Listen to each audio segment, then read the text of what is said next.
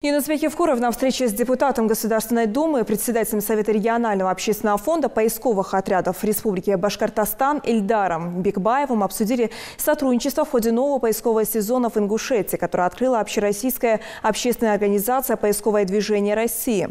В начале встречи стороны обсудили итоги работы сводной экспедиции поисковых отрядов в рамках Всероссийской вахты памяти 2018. С 9 по 15 апреля в Ингушетии шли работы по поиску защитников Отечества, павших в ходе Малгобекской стратегической оборонительной операции.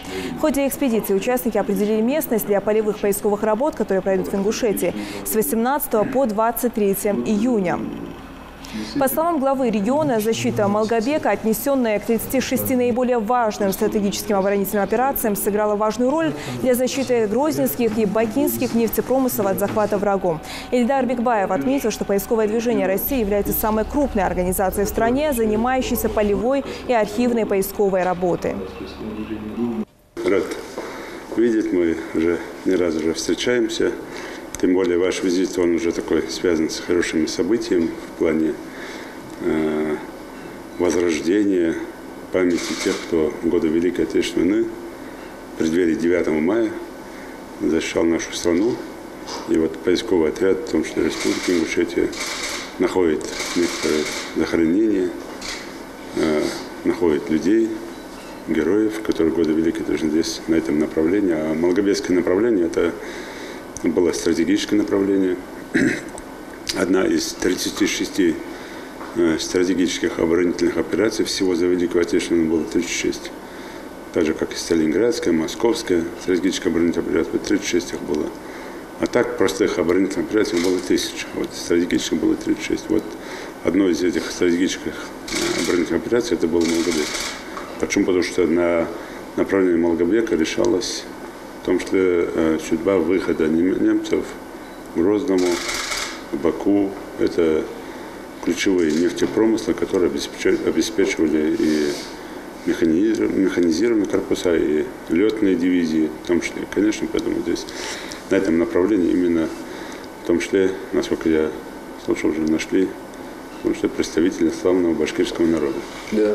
Поэтому это тоже вот такое памятное событие, поэтому рад видеть и надеюсь, что вы с хорошими впечатлениями едете с республики. С отличными. С отличными. Являемся инициатором проведения Всероссийской вахты памяти на территории Северного Кавказа именно в рамках увековечения пропавших без вести погибших солдат, офицеров, генералов, для того, чтобы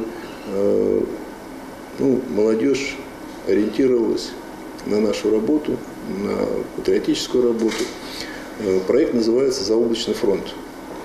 И идея проекта состоит в том, что его периодически проводить в разных субъектах Российской Федерации на территории как раз наших республик, наших областей на территории Кавказа. И здесь мысль пришла следующая, что каждый субъект Российской Федерации должен знать, в том числе, кто из солдат и офицеров отдали свои жизни, в том числе на Малгобекском стратегическом участке. Потому что более 120 тысяч отдали жизнь именно за то, чтобы не пропустить фашистов, именно, как вы сказали, стратегическому ресурсу. Я скажу, что только уроженцев Башкортостана по нескольким дивизиям, которые мы нас посмотрели, в процессе вчерашнего дня посмотрели, около 100 человек числятся погибшими, пропавшими без вести. Именно только на одном участке по нескольким дивизиям, по 2-3 дивизиям.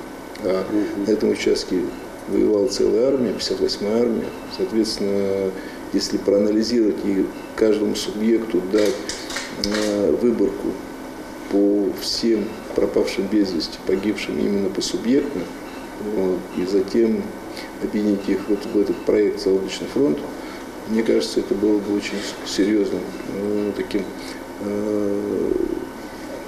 продолжением сегодняшней нашей встречи, сегодняшней поездки. То есть я готов с точки зрения методической помощи, еще какой-то организационно и совместно с нашим объединением общественным также дальше работать.